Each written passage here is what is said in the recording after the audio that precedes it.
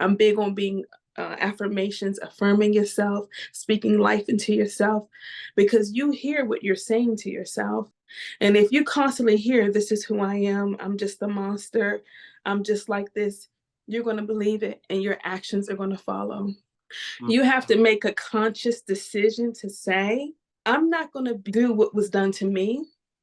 And you have to be intentional about what you allow in your mind and what you speak, you feed your spirit.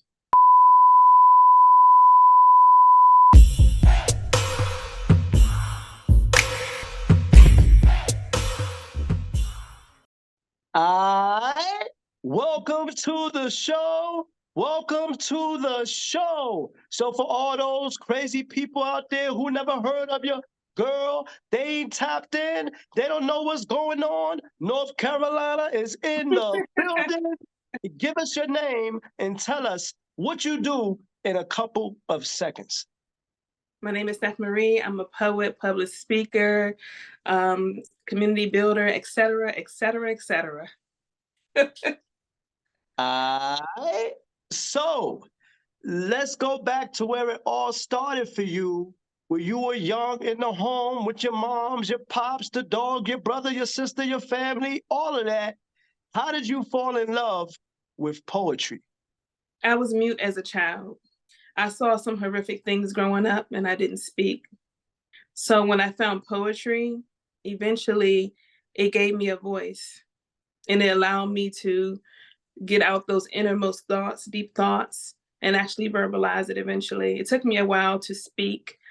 But when I did, I found my voice and I was able to get those thoughts out. I started out with like Black History Month and, things like that. And eventually I was able to dig deep into what was really going on inside of me. Mm. Wow, wow, wow. I like that. So you mentioned you were mute when you Mhm. were young. Was your mom trying to get you to speak? Was your pops trying to get you to speak? Was family members trying to get you to speak and you just wouldn't speak? How did that go down? How did it I go don't down? remember much of it because I was very young. But what my mom did tell me was that she was suffering abuse from her husband, which was my father.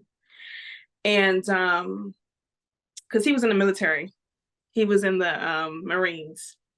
So Mm. when he came back, it's like I think he had like PTSD from the military, and it was like a war zone. And so my mom was planning her escape, and she left some of my medication in the house. And I looked at her because she was about to go back in the house, and my first words to her were, "Mom, don't go back in the house." She said that was the first time I really spoke. And she said, "Okay, baby," and we just kept going. Wow, wow, wow, wow. That is tragic indeed. So, in the midst of you guys not going back in the house, you guys like really not turning back to your pops and stuff like that, because he's going through PTSD from being in the army or the military, being in combat and stuff like that with wars and all of that Mhm. stuff. Did your pops ever get the help that he really needed, to really get his mind straight so that he could be better for the family, or he just never recovered from that? I think he's better now. I don't think I have completely healed from, our relationship because he used to promise to see me, he didn't, and I think I just built up a lot of resentment, especially when I learned what he was doing to my mom. So I'm not in contact with him right now. I don't know, but I do know that he is better from what my grandmother tells me. Mm, mm, mm, mm. Wow, wow, wow. Okay. That's a great thing indeed that your father is at least doing at least a little bit better. So that's always good to hear. All right.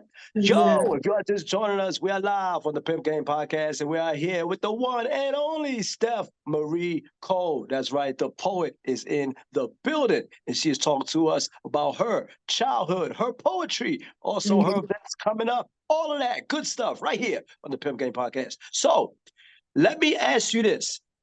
You mentioned you were mute. You had a crazy relationship with your pops. Did Mhm. that bring you closer to your moms because you didn't have that good relationship with your pops? Did it allow you to start talking more to your moms once she did listen to you?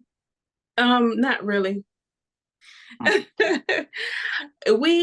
family is a little weird. We're not really talkers and huggers or great communicators. There's a lot of distance. And I learned that growing up, unfortunately. So my mom never really was, she dealt with abuse in her life. And her mom, which is my grandmother, never said I love you to her. So when I was growing up, I used to feel hurt all the time. And I asked my mom, I said, why don't you ever say I love you? And she said, because my mom never told me. So no, I think what really just allowed me to find myself was just digging into those inner thoughts and my trauma and childhood and the things that I've been through, because I've been through a lot. I've been through a lot, from mental illness, paranoid schizophrenia. That was diagnosed with that. I am healed, 100% healed, no medication. Abuse, physical abuse, being touched inappropriately by a family member. I've been through a lot. And poetry just helped me to find those things that were going on within me and to eventually get to a place where I'm starting to heal. Some of these things are still buried. I'm still getting things out. I just recently remembered a situation with my elementary school teacher when he was raping little girls in my class on a field trip that we went to. Barnaby Manor was the name of the school. It's in Oxon Hill, Maryland. So yeah, so I've been through a lot. I wasn't raped, but he did kiss me. And I held that guilt because I felt like I was about to be next, but someone else took my place instead, caught his attention. So poetry just became a release for me. And it also helped me to see my value. Sometimes when you go through so much and when you go through rejection, because when you're quiet, when you to yourself as a kid, people think you're strange, people think you're weird, or in some cases, people think that you think you're better than them. And people used to say, I thought I was all that, or, I was too good I was too good to hang out with them. So there's a lot of isolation that comes with dealing with abuse.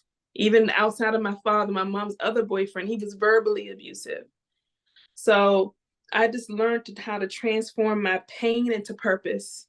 And that's what I do now. I use my poetry to help heal others that may have gone through the same thing. So that's interesting to say the least. I did a little research on you, trying to do my little due diligence or what have you. I saw that you brought awareness to mental illness by being on DCW 50 and kind of really alluding to it and talking about it. Why do you feel, in your opinion, being as though you've been in that realm and stuff like that? I have a cousin recently, he just passed away from mental illness as well. Why do you think in our families, the Black community, white community, whatever, why do you think that hurt people always hurt people? Don't you think, or shouldn't we think that maybe they would want to do something different? Like if your mother never hugged, if your mom's mother never hugged her, don't you think she would want to hug you? That way she doesn't feel, or her daughter doesn't feel the same hurt. What's your thoughts on that? There's a constant struggle between who we desire to be and then the demons that we're fighting internally, right? And I do believe that initially it's everyone's desire to not do the same things that their parents did or not to be that person. But the issue is when you become a victim of that trauma, you begin to believe this must be who you are. And once that takes root, the monster now becomes not you're no longer a victim of the monster, but you become one with it, if that makes sense. The monster that used to torment you, you've now identified with it. And the issue is that a lot of people identify with their monsters. They identify with their demons.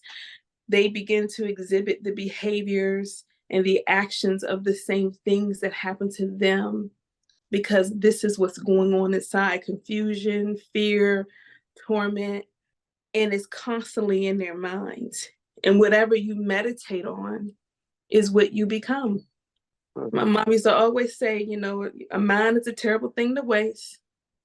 And that's what happens That's why in my book, I really talk about resetting your mind. A lot of people don't understand the power we have with our thoughts. You don't have to be a victim of your thoughts. You can choose your thoughts. You can overcome what's going on in your mind by what you read, by what you speak. I'm big on being affirmations, affirming yourself, speaking life into yourself, because you hear what you're saying to yourself. And if you constantly hear, this is who I am, I'm just a monster, I'm just like this, you're going to believe it and your actions are going to follow. You have to make a conscious decision to say, I'm not going to do what was done to me. And you have to be intentional about what you allow in your mind and what you speak, you feed your spirit.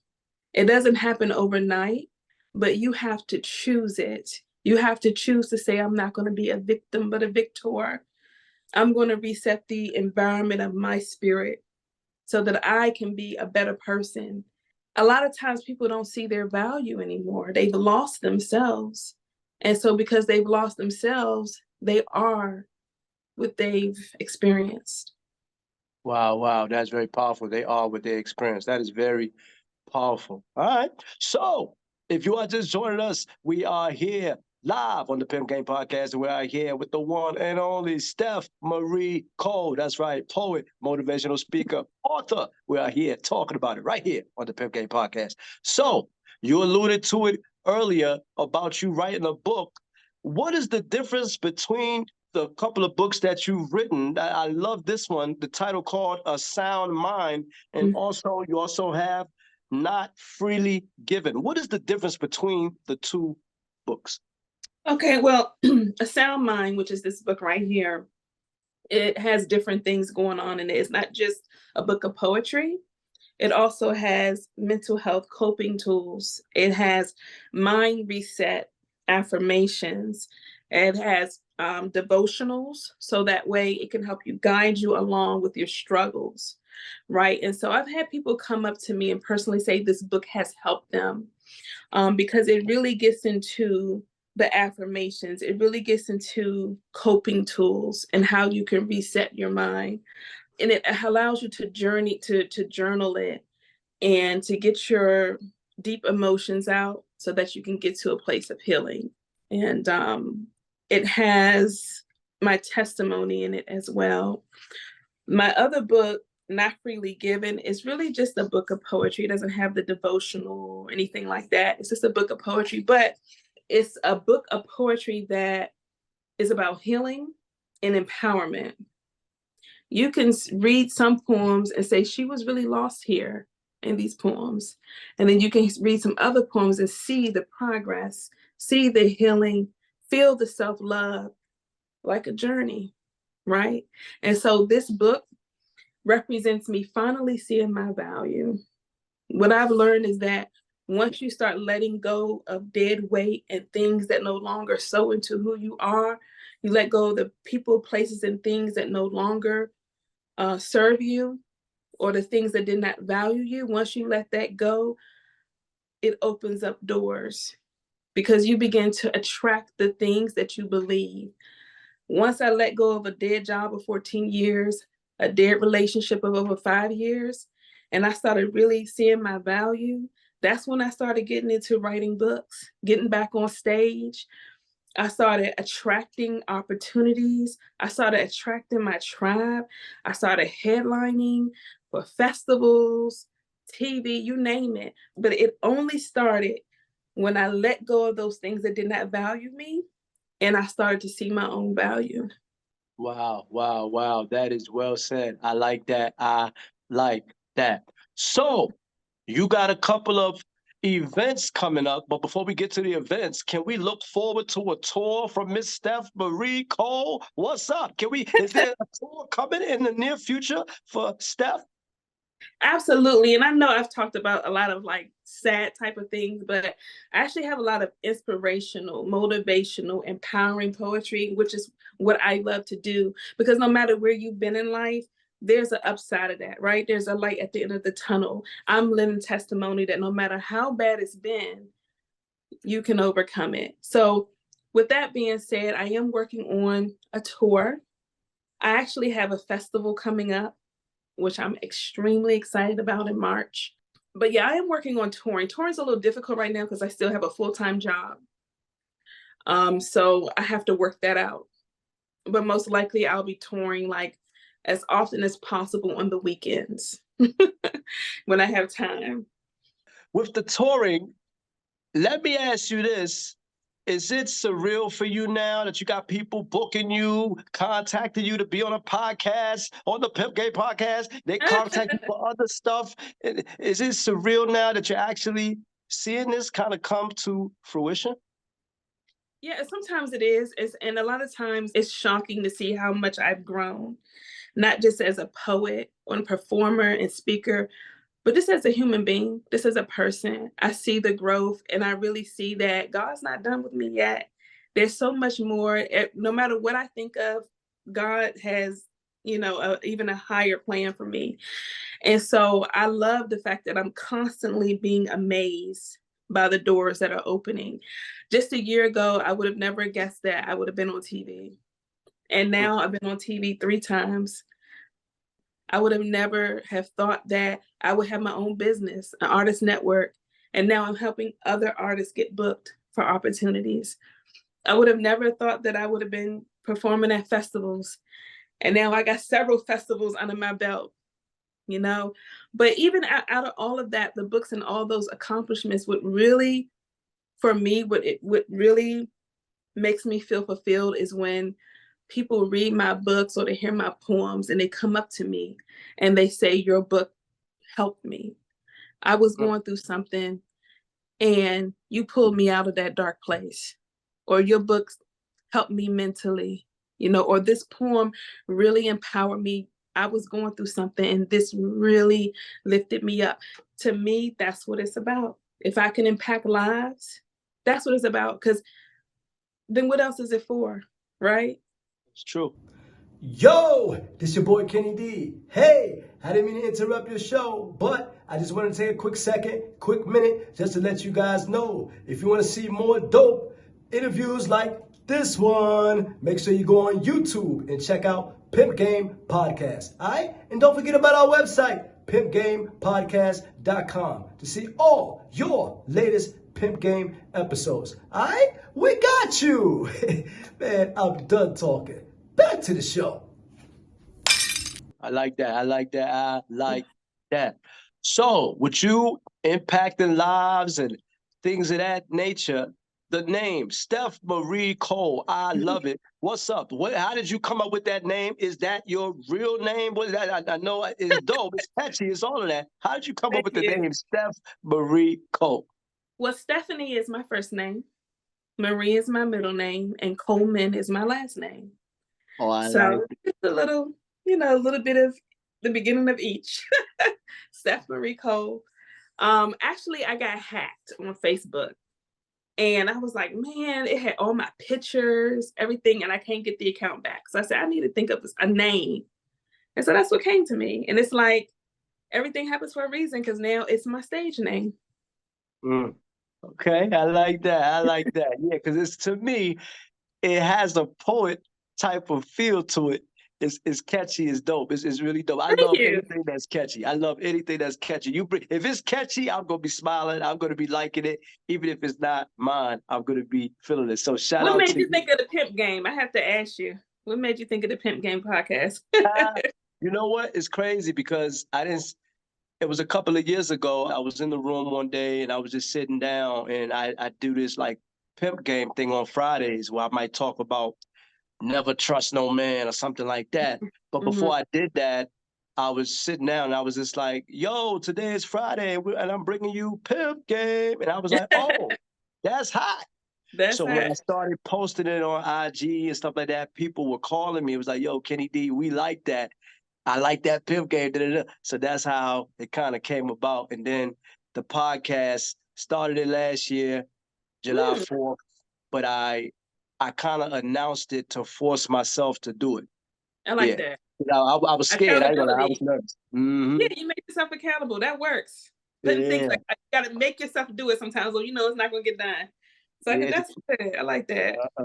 Thank you Now so much. don't get it twisted though. That first show was horrible. I stepped off the camera. I think I had 2 people on there. It was just me and my cousin was watching me. That was it. But you got to keep going. You know what I mean? Got to keep going. Absolutely. So that's what's up. All right. So what is the goal for Miss Stef Marie Cole within the next year? What's up? Are you looking to get out of corporate? Are you looking to do this full time? What is the goal for Stef Marie Cole? You know what? Yes, I definitely don't want to work a 9 to 5 because every time I work a 9 to 5, I feel like the time I could be investing in myself, I'm giving it away. Yeah. So I see myself doing a lot more performing, definitely being a bestseller, selling out these books. Also doing like a lot, I like conferences, like women empowerment type conferences. I'm writing a book now called My Sister's Crown, and it's full of women empowerment poetry. And I want to do like women empowerment events with like healing exercises and just things catered to women specifically. So I see myself doing that. And I also do mental health events. Like I did a mental health summit earlier this year. So I see myself doing that. So I really like to do events. I want to do like a Love Jones, boat ride with some music. I'm very creative when it comes to events. So I see myself hosting events. I want to do cruises and, maybe have some bands and some live events. So I got a lot of ideas. But I definitely want to do this full time. And there's multiple ways you can do it full time. It's not just performing. I speak about monetizing your art. I teach artists how to monetize. You can monetize your art in many ways besides performing. Repackaging is what I call it. Take your art and repackage it into something else. And so, yeah, I see myself coaching, teaching, performing, you name it, and bringing in multiple streams of income doing it. I like that. I like that. You heard it from the lady herself, the first lady of poetry, Stef Marie Cole. I like it. So, Thank you. the quick topic of today's show is Christian Keys, the actor. Oh He my. went on social media, whatever, he talked about it, him being abused by a Black billionaire. I know this kind of, maybe it might hit home for some people out there, maybe even yourself, hits home for you. When you see an actor coming out after all these years, something that's just been taunting him for years, and he's finally coming out now, what do you think of that? Or what do you make of Christian Keys coming out actually admitting that, hey, he was sexually or abused or being touched and all this stuff by a Black billionaire? Yeah, I think what people don't realize when it comes to trauma is though, even though it may have been a long time, it still feels like it just happened. It feels like it literally just happened. And a lot of times we feel embarrassed, right? We feel ashamed, even though we're the victim.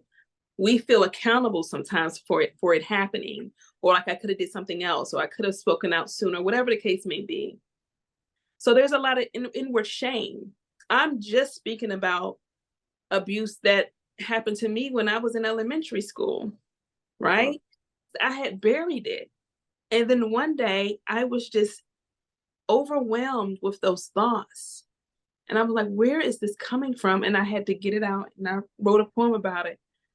But people don't understand that trauma and those experiences, a lot of us bury those things because it's so painful. You intentionally try to forget it and blank it out of your mind. Now, I can only imagine how that feels for a man. Men have so much pride. Men are constantly shamed for their vulnerability. They're shamed for mental health. When it comes to men, it's so hard for them to share what they've gone through because it's like they get beat up for it, for sharing their feelings and emotions. So a lot of men, they don't want to talk about it because they don't feel like they're going to be understood anyway. Or they'll say, oh man, if that was me, I would have let the 20, 30-year-old, and if I was young, I would have let them do it. What's the problem? See? Or if it's a billionaire, you're getting your bills paid, shut up. Or why didn't you do this? Or why didn't you do that? Shamed. It's hard to talk about these things. And I'm proud of him that he's coming out and finally talk about it. He even said it like, I waited for the statute of limitations to run out. This is not about money. It's about healing. It's about letting it go and getting that off his chest. And no one has the right to tell someone how they need to heal. Wow. So I think it's a good thing that he talked about it. Some people say they think it's Tyler Perry. Some people say they don't. I did some calculations. I saw Tyler Perry, he's a billionaire, check. He said it was over, 15 years? It's been happening for like 15 years. He started with Tyler Perry in 2008. That's 15 years, check. You know, it's a couple of things, like 3 check marks. I said, this might be Tyler Perry. Wow, wow, wow. Okay. Well said, well said, well said. So, is there a celebrity out there? I know you just spoke of Tyler Perry. Is there someone that Miss Stef Marie Cole would like to work with out there? Maybe in the near future? I don't know, a year from now, 2 years from now, whatever. Or maybe you got something in the works going on. Who is Stef Marie Cole like to work with? You know what? I never thought about that, to be honest, because I kind of just go with the flow and see what. And when I say go with the flow, I mean, the doors that open are meant to open as long as I'm doing what I need to do, right? And with poetry, it's a little different because it's not like you're singing with someone or anything like that, you know? But I would definitely love, I'm a reality TV fan, which is like, I'm trying to get out of it, honestly, because it's a lot of junk. And but I kind of feel like I would be cool with like Candy Burris and just kind of like that crew. I feel like I would be cool with them. Also, I kind of feel like I would love to work with maybe like Jennifer Hudson, or I don't know. I just kind of feel like something dealing with women, even Taraji P. Henson, maybe Brandy or Monica, you know, the girls from the 90s, maybe even like a Kendrick Lamar, you know, J. Cole. Just someone that has something on their mind, talking about something and about something. As long as we're in alignment and we share the same type of values, it doesn't have to necessarily be the same beliefs, but you have the same values of integrity, then I could see it. All right. I like that. I like that. So, for that young girl out there who wants to be the next Stef Marie Cole, for that young dude out there who want to be the next Stef Marie Cole, what's up? What would you tell them if they wanted to get into the poetry industry? I would tell them the best thing that they can do is to be around other creatives, because creatives will spark that creativity within you. It's something powerful about creatives being around other creatives. It's like it builds that fire. You'll connect with people. They'll give you, it's like taking a class. You see how they perform, go to those open mics, get out there and network and write. Write as much as you can and read books from other poets, because it's going to inspire you. It's going to help you sharpen your pen, and it's just going to help you be a better performer. Study. I believe in studying success. When you study success, that's one of the keys to success, is to study it. Anyone that's great has studied other great people. And so if you surround yourself with like-minded people, you surround yourself with people who have the mindset that they can win, you're going to win. I'm surrounded by people who are rock stars, like literally, they are rock stars. They're selling out theaters, right? I'm striving to be where they are because they are rock stars. And when you surround yourself with rock stars, it rubs off. Next thing you know, you're selling out theaters, you're doing festivals, you're on TV, because it's that energy is rubbing off on you. I like that. I like that. I like that. The energy is rubbing off on you. So I'm hoping you rub it off on me today. I like that. All right. Hey. So, for those people who've been rocking with you back when you were young, a kid, when you was mute, to those people who rocking with you through you writing your book, A Sound Mind, and you being on the news and DCW 50 and all of that, what's up? Any final thoughts for your fans before we sign off on Pimp Game? My final thoughts would be, it's never too late to be where you want to be in life. I'm 43 years old and I'm living better than I ever thought I would. I'm doing things I never thought I would do at this big age of 43. So no matter who you are, your age, where you are in life, change your perspective and it will change your world. Speak life. I like that. All right. So how can, if someone wants to work with you, they might want to hire you a feature, something like that, come to a program that they have and do some poetry, maybe some motivational speaking or whatever, how can they contact Stef Marie Cole? You can contact me via Gmail, which is info.stefmarie@gmail.com. If you would like to see more about me, you can follow me on IG at Stef Marie Cole. And I also have a website in my link tree that you can click on. And you can see performances, you can see a little bio, and some of the key places I've done motivational speaking for, like Verizon Center, Washington Metro, Johns Hopkins, and then also just like some festivals and some key things that I've done where you can kind of see somewhat of a resume as well. So yeah, that's where they can reach me. All right. And before we let you go, tell everybody who you chilling with. This is Stef Marie, and I'm chilling with the Kenny D on Pimp Game Podcast. All right. And that concludes our show for this evening. But before I let you go, I'd like to say thank you to all my viewers out there, as well as my YouTube lovers. I want to thank you as well. Just make sure you subscribe to the channel. That's right. You're going to turn those notifications on. So when we upload videos, you are the first to get it. And last but not least, we like to thank the one and only, the beautiful poet. That's right, Stef Marie Cole, for blessing us with her presence on the show. All right. See you next time on Pimp Game. You don't want to miss it. Holla.